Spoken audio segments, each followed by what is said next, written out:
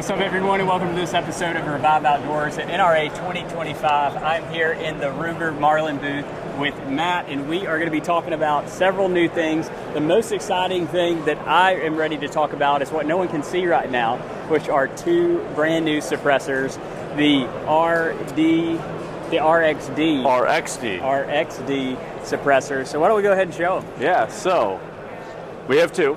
We'll lead with the 22LR. So this is RXD22Ti, and what RXD is Ruger with dead air. We've had RXM where it's Ruger with Magpul, but this is very much a dead air project of making a great little silencer, and it's appropriate on a 10-22, an American rimfire, any 22 rifle, whether it's Ruger or not, and pistol is just fine too. Yep. So all titanium. I believe it's a steel mount, but otherwise super light little silencer. Sounds good, sounds pleasant, not just quiet but pleasant, and perfectly home on any half 28 mount. That's exciting. All right, you're gonna put that back in your pocket. Yeah, we'll go pocket with that. Okay. And a little bit bigger, RXD30Ti, so 30 cal silencer, center fire, all the magnums up through 300 Win Mag on a longer barrel, but perfectly fine on 300 blackout, 5.56. Really sounds great on all of that. I've particularly enjoyed it on like the Ruger SFAR. So these are real manufactured. I think our big thing right now is getting packaging and any volume together. So I think we're going to start seeing these shipping to end users really soon. That's exciting. That's great. Well, I know I'm excited for it. I know you're excited for it. But now let's talk about some guns. Yeah. So these two that we have here are the 22LR. This is not a toy. I know that it can't convey the weight on the video here. We can try our best. But a lot of people have accused you of this being a display toy. Yeah, it's on a shelf on a gun rack. It's in here at a show, and people pick it up and go, "Why don't you bring? These aren't real guns. Why don't you bring a real one of these?" Right. It's really light. It's 3.5 pounds unloaded, including an empty magazine. So this is a 10-22 in the Magpul X22 stock. Stock slate receivers, light. What really seals the deal is this tension barrel. So it's a hammer forged stainless steel barrel, just like most of our other barrels are forged. But we've cut out most of the steel from breech to muzzle, and then we stretch that barrel across this carbon fiber tube. So it's more air than steel. It really changes the balance of the rifle and makes the whole thing really handy. Yeah, that's exciting. I have actually already used it. I have a demo video coming very soon with it, so I can't wait to show you that. But for me, I was honestly, it's like anything that you pick up that's light that shouldn't be in your mind. You do the whole, pick it up real high. The first time I did that for sure, but it's really fun to shoot. Throwing subsonic rounds in it is even better. It's more enjoyable with that suppressor on it. So I know that y'all are going to enjoy it, but let's trade guns here. I'll let you talk about this one now. So another 10-22. This is a custom shop 10-22. The big change for custom shop versus standard 10-22 is this machined billet receiver. So still aluminum, but a solid chunk of it. Everything whittled away to be super smooth. Integral Picatinny rail with 30 minutes of elevation built in. And then for this version, it's sat into Gray Birch's chassis. So this is a folding chassis. Gets really short. You can see we have some length of pull, comb height adjustment, and then we're using that same carbon fiber barrel. It's started at f28, so it's silencer or this fancy little muzzle brake. So at the back we have our BX trigger. So it's a nice crisp trigger pull.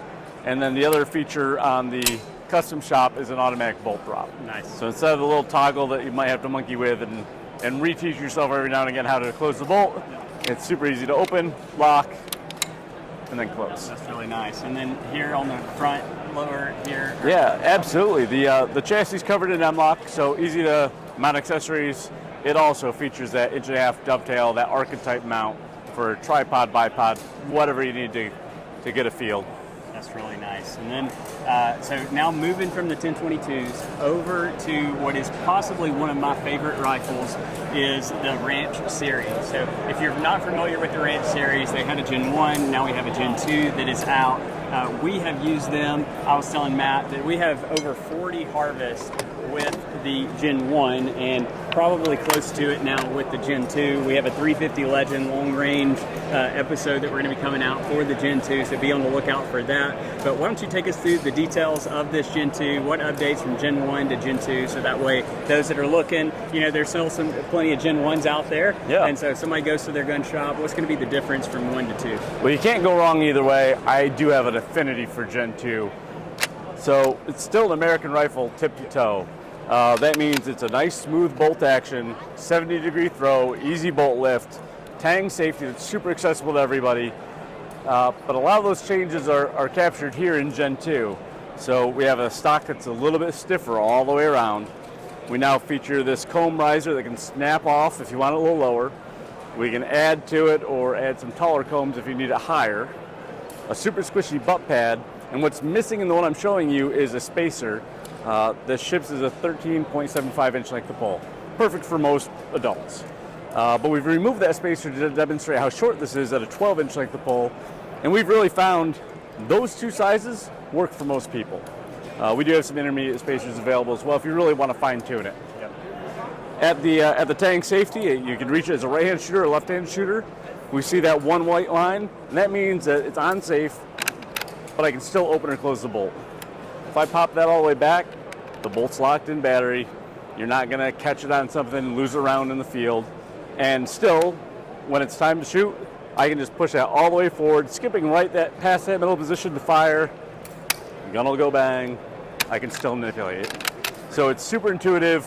It gets a feature that we've been asked for forever into this American rifle. The gun I have is a 5.56, so it feeds from AR pattern mags. But we have cartridges from 204 Ruger all the way up through 7 BRC and 300 Win Mag, and we try to use the best mag we can for each cartridge. So we like AR mags for 5.56. It makes sense. They're easy. They're available. Stiffer forend. Still have metal sling swivels, so super easy to get the gun afield, use a shooting support, mount a bipod, whatever you want to do. And we have fluted barrels on almost everything. So they look good. They actually do cool a little bit faster here in the summer. I think I'm going to take looking good. They look great. The only things we aren't fluting are like 400 Legend and 450 Bushmaster. The really big bore stuff where we either had to make the barrel bigger to flute it or maybe just keep the barrel plain, but it's a nice, light, well-balanced gun that way. And then we've put a muzzle brake on everything. We know you probably don't need it for 5.56, but it's important that the barrel's shredded. So when you're going to put a silencer on, the rifle's ready for it. Yep, absolutely. And so what I know and what I have seen here is that you have the Gen 2 out, you have the ranch rifle, but I've seen a Go Wild, I've seen a Predator machine. So for those of that are out there that maybe they go into their gun shop, they're expecting just to see this. They see a variety of options. What are those options there for, and what all options are there? So we've really kind of centered around barrel length and color configuration. So the ranch are shorter barrels, this kind of dark gray tungsten, and 16-ish inches based on cartridge. I think really the most popular right now is our standard models. That's a 20-inch barrel, a different kind of Cerakote gray. But that 20 inches is enough to get almost all the velocity out of every cartridge out there. It's still a pretty handy length, but it doesn't feel like you're trading off much there. And then our Predator is a green and bronze configuration. It's really sharp. The splatter texture is particularly grippy on that one with a 22-inch barrel. So all the velocity you can get, a nice full-size rifle. Go Wild at the moment is a Gen 1 thing that's still hanging out there. I expect we'll see that filter into Gen 2 pretty soon. Well, I sure appreciate you going through all this. I know everybody on here does. If there's something that we didn't answer or something that you have a question about, please let me know. I'll be sure to get that over to Matt and the team here at Ruger. But we appreciate you watching, and we'll see you on the next episode. I hope you have enjoyed this episode here at NRA 2025 in Atlanta.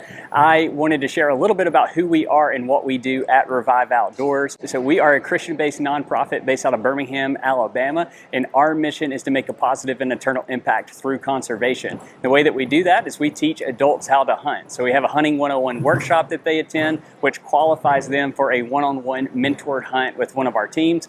During that time on the hunt, we're going to identify where they're at in their walk with the Lord and help them take a next step. Sometimes that's in their Christian faith, sometimes that's in mental health. And since 2020, through that program, we have mentored over 400 brand new adult hunters. We have seen over 100 of them get connected to mental health services, and we have seen 50 54 come to know the Lord through salvation, and we cannot do that without you. If you see those discount codes or if you see those affiliate links, please use those, as that lets company knows where you made that purchase from, and they make a donation back to us to support our mission. So not only are they supporting our mission, but you are as well. We appreciate you watching this. If you like and subscribe to our channel, that always lets YouTube know that you are like others that want to see this content, and it's going to help push that content out there, especially in a world where a lot of this is shadow banned and restricted. It just helps get that out to the people who want to see it. So we really appreciate you. We appreciate you supporting our mission, and we will see you on the next episode.